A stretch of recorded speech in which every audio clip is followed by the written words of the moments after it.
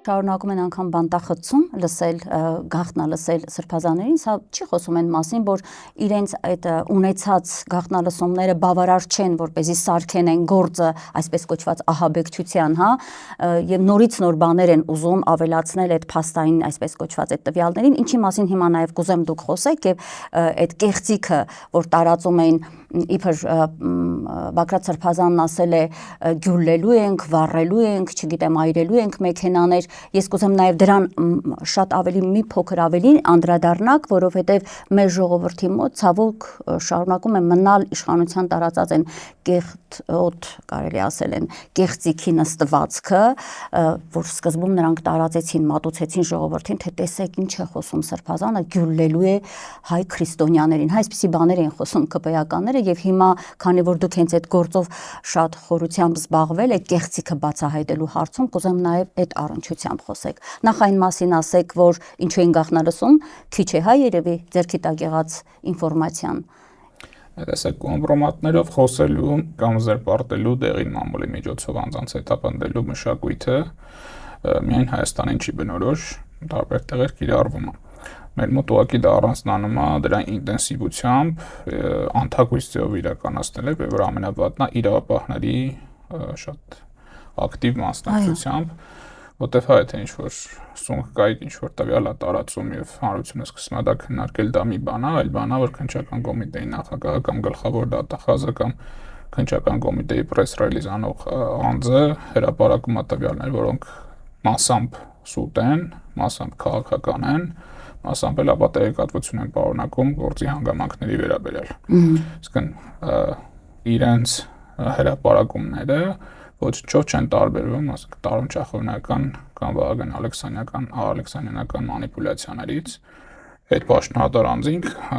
դուրս են գալիս հանրության առաջ եւ կատարում են բացահայտ սուտ պնդումներ։ Առաջին բանը ամենակարևորը այդ երկու անձ գյուլլելու մասին խոսակցությունն էր, որը շատ հստակ, շատ ուղիղ մատնանշով իրանք ասել են, մենք կոնտեքստից ոչինչ չենք կտրում, այս խոսակցությունը եղել է, բայց անցնում մի ամիս մենք ստանում ենք նյութեր, տեսնում ենք, որ այն կարգյա կոնտեքստից կտրած, որ լրիվ ուրիշ խոսակցությունը բերել են եւ մարդկանց մեղսակրում են, որպես առաջիկայում փողոցներ դուրս է գալու եւ մարդկանց փողոցներում գնդակարելու մասին խոսակցություն, թեպետ մարդիկ քննարկել են ինչ որ վերացական պետության մեջ մահապատժի արկայության հնարավորություն կամ բացակայություն։ Այսինքն ընդհանրապես Հայաստանի հետ կապված է չի եղել խոսակցությունը։ Հայաստանի հետ կապված, օրինակ Հայաստանում եթե աղամիսոր ռազմականացված պետություն ստեղծենք, ինչ կարելի անել են մարդկանց հետ, ովքեր պետական դավաճան են, ովքեր պետությանը վնասում են եւ այլն։ Նման քննարկումների դիրույթում է եղել, բայց իրենք առանձնացրել են այո կոնտեքստից շատ հստակ կտրել են եւ փորձել են ներկայացնել որպես նախապատրաստող ինչ-որ սարսափելի հանցագործություն, պասերով տենց հա ներկայացնելով եւ իրավապահների հայտարարություններ եւ քաղաքական դերակատարների մեկնաբանություններ, վիրավորանքներ, զրպարտություններ եւ մանրը միջին այլ քարոզիչների կողմից տարբեր տեսակի զրպարտությունների երևանքների տարածում եւ այդ փուլում այո կարող ենք արձանագրել որ դա հաջողված օպերացիա է եղել իրենց կողմից բայց որոշ ժամանակ անց դերևս ամենահիմնական բաները կարողացանք հեչքել եւ դուք բացահայտեցիք կեղծիքը ներկայացնել հա բարդ չէր առանձնապես դա բացահայտելը որտեվ շատ բարձ համադրություններ ընդհանրապես պետք է անել վերցնել ձայնագրությունը եւ վերցնել իրենց արած հայտարարությունները համատել Եվ առ այսօր նրանցից որևէ մեկը պատասխան չի տվել իր գործողությունների համար, ինչ վերաբերում է քաղաքական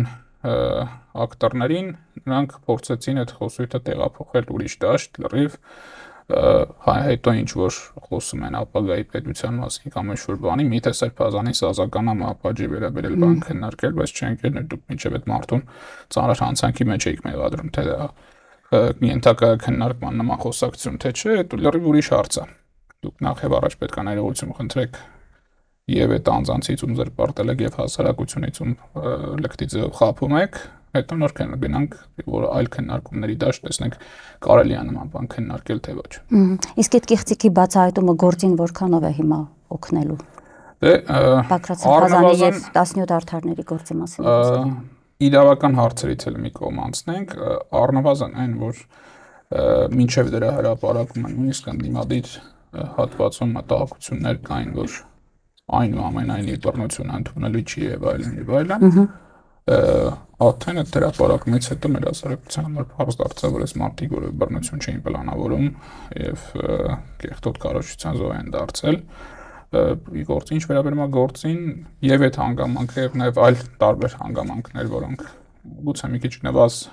մանիպուլյացիվ, բայց էլի կեղծիք պարունակող տվյալներ են, բացահայտելու ենք եւ